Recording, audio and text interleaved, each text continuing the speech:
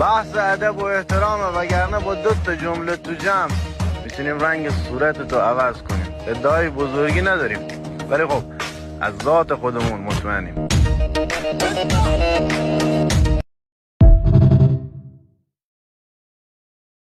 این عکس زیبایی چند تا لایک میخواد.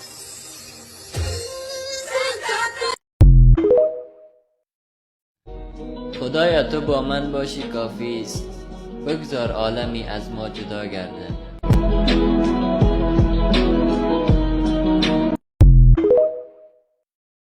روزی که پارچه سفید بکشن رو سرم و بگن تموم شد تسلیت عرض میکنیم من یهو عزیز همه میشم.